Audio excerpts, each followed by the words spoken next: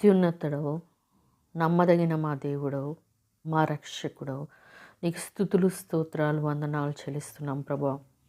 ఇదిగో తండ్రి, పరిశుద్ధ గ్రంథం నుండి కీర్తనలు 76వ అధ్యాయం చదువుచుండగా ప్రభా, మాతో ఉండి మాలో ఉండి మమ్మల్ని బలపరచుమని యేసయ్య పరిశుద్ధ నామమును అడిగి వేడుకుంటున్నాను మా తండ్రి. ఆమెన్. పరిశుద్ధ గ్రంథం నుండి కీర్తనలు 76వ అధ్యాయం చదువుకుందాము. యూదాలో దేవుడు ప్రసిద్ధుడు, ఇజ్రాయేలులో ఆయన నామము గొప్పది. షాలేములో ఆయన గుడారం ఉన్నది, సియోనులో ఆయన ఆలయం ఉన్నది. అక్కడ వింటి అగ్నిబాణములను, కేడములను, కత్తులను, యుద్ధాయుధములను ఆయన విరగగొట్టెను. దుష్ట మృగములుండు పర్వతముల సౌందర్యము కంటే నీవు అధిక తేజస్సు కలవాడవు.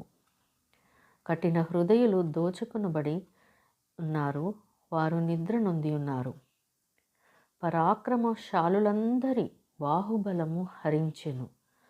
యాకోబు దేవా, నీ గద్దింపునకు రథసారథులకును గుర్రములకును గాఢ నిద్ర కలిగెను. నీవే భయంకరుడవు. నీవు కోపపడు వేళ నీ సన్నిధిని నిలువగలవాడెవడు? నీవు తీర్చిన తీర్పు ఆకాశములో నుండి వినబడచేసితివి.